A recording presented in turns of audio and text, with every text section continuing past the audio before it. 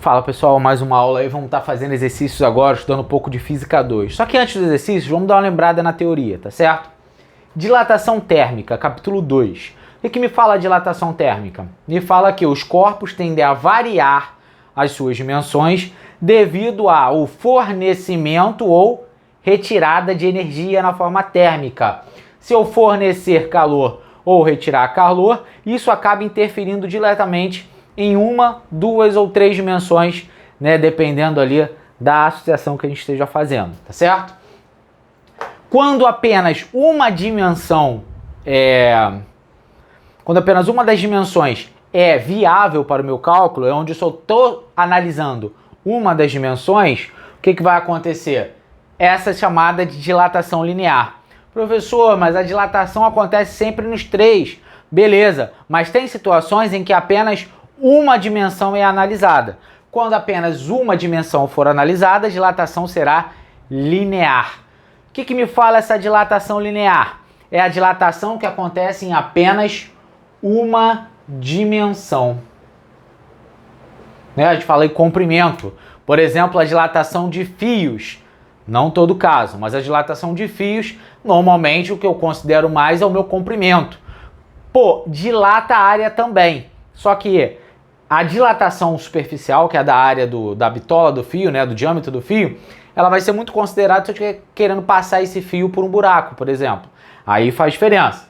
Mas no caso que eu estou estudando, só estou preocupado com o comprimento, então é uma dimensão.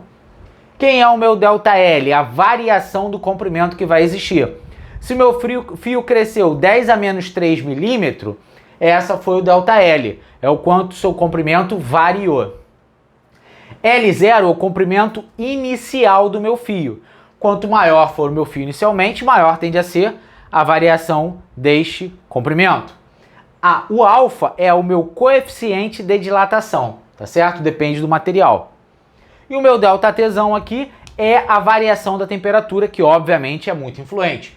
Quanto maior for a minha variação de temperatura, maior vai ser a minha variação do comprimento.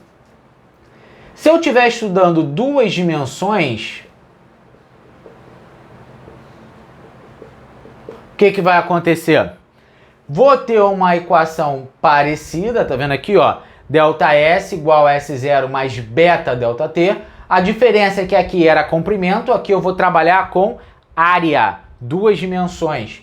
E o meu beta é o meu coeficiente de dilatação superficial. O meu alfa não era o coeficiente de dilatação linear?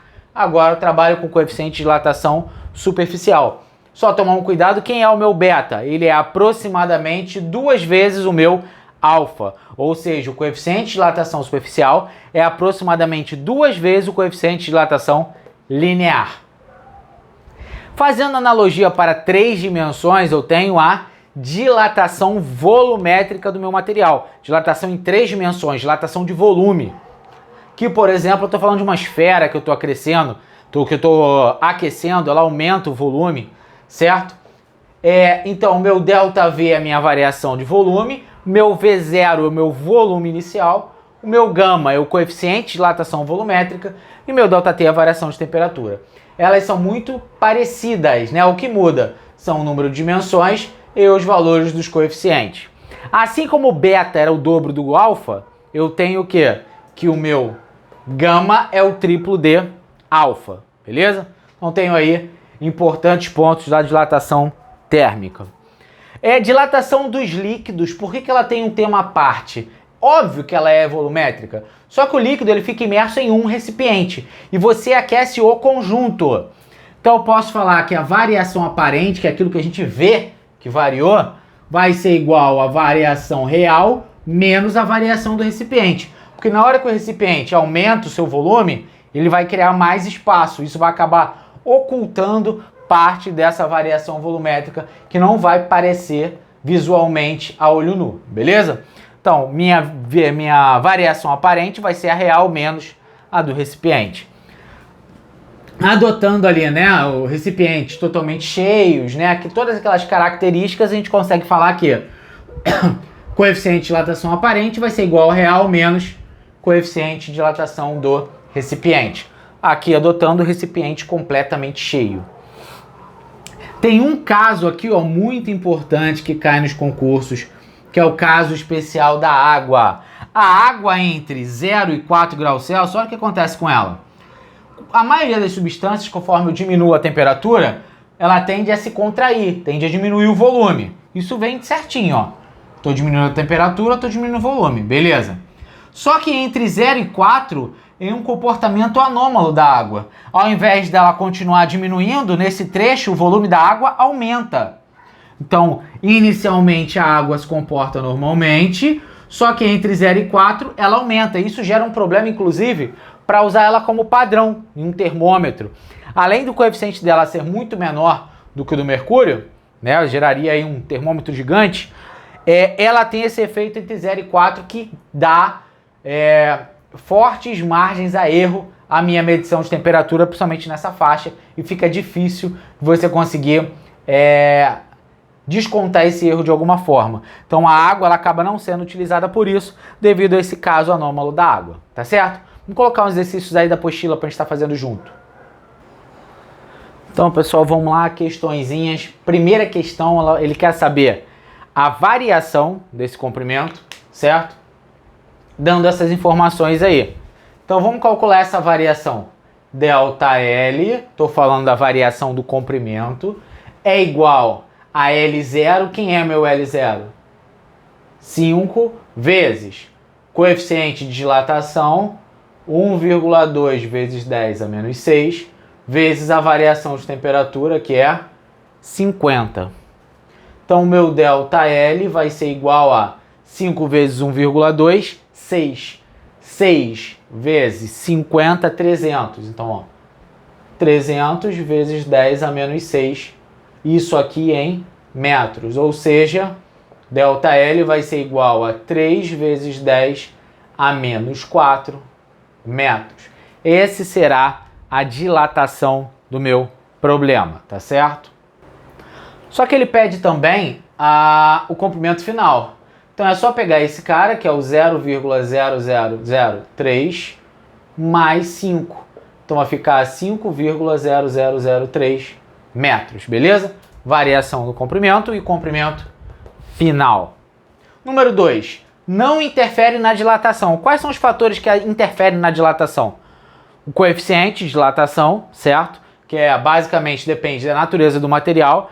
Quando eu tenho o cobre, o mercúrio, ele tem um coeficiente de dilatação diferente de outros. Então a natureza é importante, tem que ter. Comprimento inicial, a gente tem até pela fórmula, precisa, quanto maior for esse comprimento inicial, maior vai ser o meu ΔL, o ΔS ou o ΔV.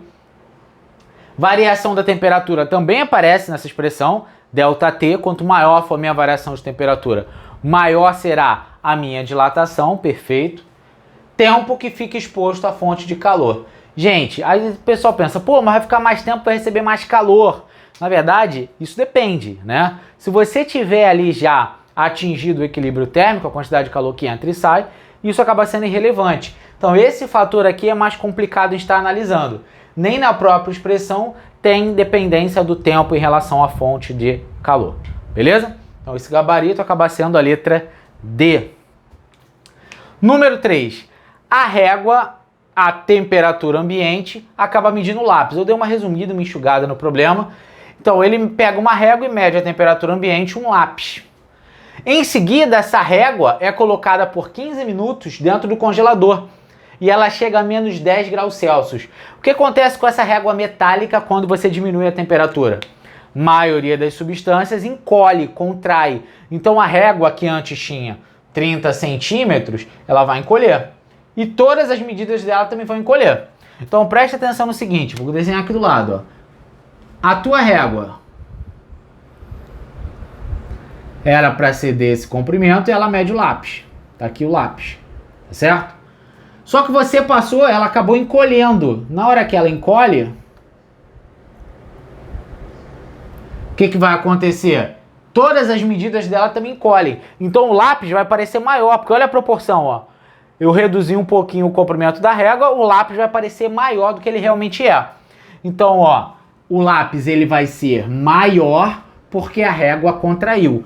Pô, professor, mas a régua vai deixar de ter 30 centímetros? Vai, ela vai passar a ter um valor menor, só que a graduação dela continua do jeito que estava.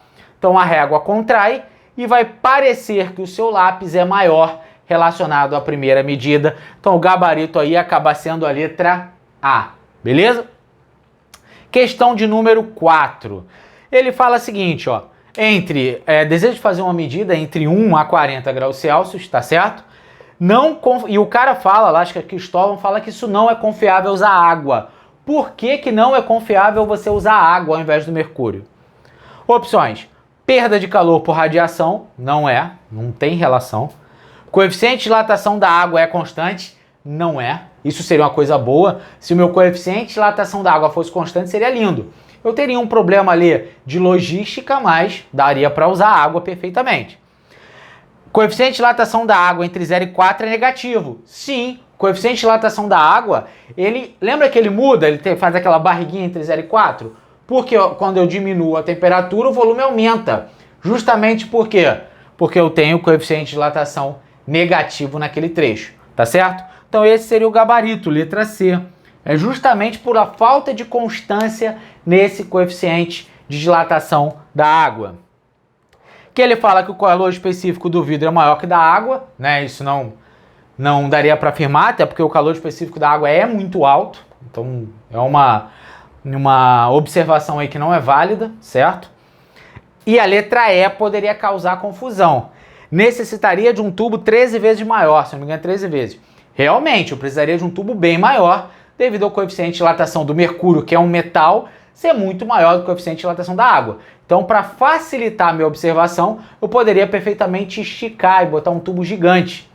Só que isso atrapalharia a minha medição se ele fosse 13 vezes maior? Não, ia dificultar um pouco a logística, mas esse não é o principal ponto abordado pelo, acho que é Cristóvão, o nome da pessoa lá que interviu. Justamente é devido a essa presença desse coeficiente de dilatação da água entre 0 e 4 graus Celsius, tá certo? Então aí a última questãozinha do capítulo 2 de Física 2.